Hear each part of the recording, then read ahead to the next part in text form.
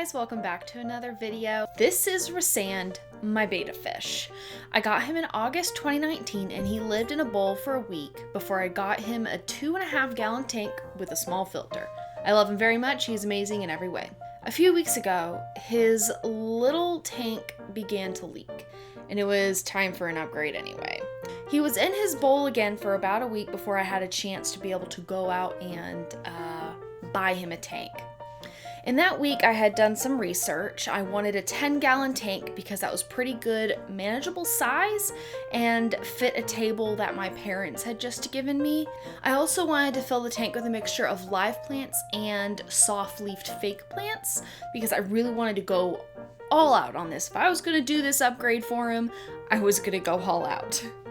I also wanted to get Rhysand some tank mates. Despite popular belief, bettas actually thrive with other fish. You just have to do your research and make sure they're non-aggressive and won't mess with the betta's fins because they look like a tasty snack to some breeds. PetSmart was having a pretty nice sale on their aquatic stuff. I first looked online but decided to go in store so I could calculate exactly what I wanted to buy. I got a top fin 10-gallon tank kit complete with a filter, 50-watt heater, thermometer, lid with LED lights, and a water test tube, which I will never use or remember I have.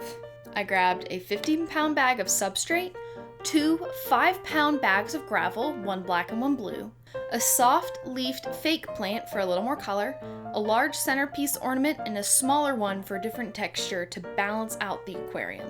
I picked out 3 aquatic plants, 1 Java fern, 1 betta bulb, and one that's name I can't remember. At this point, I knew in the future I wanted to get more, assuming I could keep the ones that I had alive. To start off, I needed to clean the tank and everything that was going to go into it. Substrate, gravel, ornaments, filter, heater, even the live plants I had picked out needed a rinse.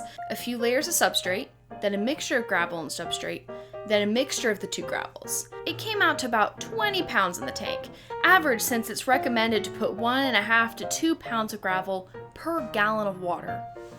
I arranged the ornaments and fake plants how I wanted them, then started filling with water.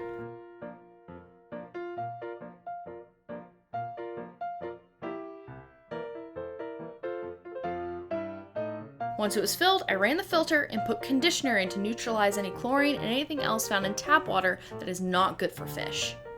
It was important to let the filter run through the water that I had put in there for a few hours and let the heater get the aquarium as close to 81 degrees as possible. After the water had time to filter through, I placed the live plants, then used the container the betta bulb came into to mix water with Rhysand's current bowl with water that was in the tank. I let him sit in that cup before actually putting him into the tank.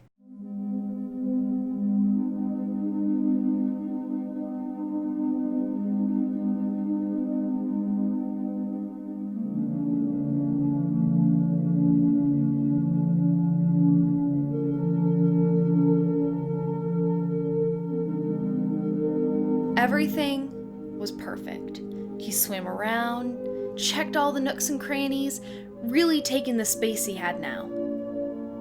Then disaster struck. The following evening, less than 24 hours later, my boyfriend goes, "Your tank's leaking." It was around 8 p.m., so I would have to wait till the next day to do anything. I duct taped a kitchen towel around the side that was leaking and was very, very sad the rest of the evening. The following day, I went to Home Depot. Just got out from Home Depot. We are heading back to the house now, and we happened to find DAP Ultra Clear Adheres to Wet Surfaces Sealant. So it didn't work. Now begins Operation Move Rhysand back into his fishbowl. I already called PetSmart and told them what had happened. And I told them, hey, look, I tried to fix it because I thought it was just the top, and then I realized it was the entire base of the frame. And I also tried to caulk that up. And I said, does that void my return? And they were like, no, just bring it back. We have to get rid of it anyway because it's broken. We'll give you a new one. Bring everything that came with the kit. And I'm so sad.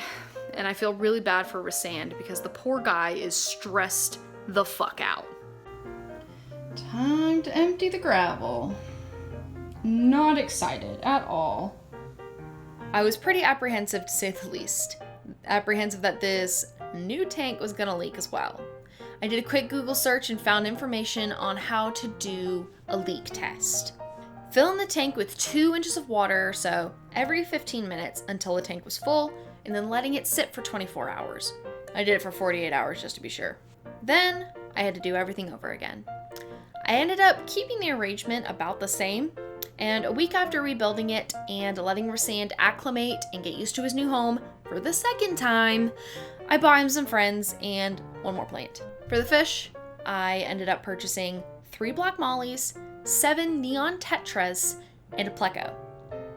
Over the course of the 3 days, 2 of the tetras did end up dying, and one of them disappeared. I could not find his body. The remaining 4 have been going swimmingly and doing really well. So I'm no longer worried that any more of them are gonna die. I went all out and got a bottle of CO2, a bacterial balancing agent, and a brand new bottle of conditioner because I ran out when building the aquarium the second time. Even splurged and got them some bloodworms and algae wafers for the pleco. They get 3 kinds of food a day. Like, that's pretty spoiled for fish.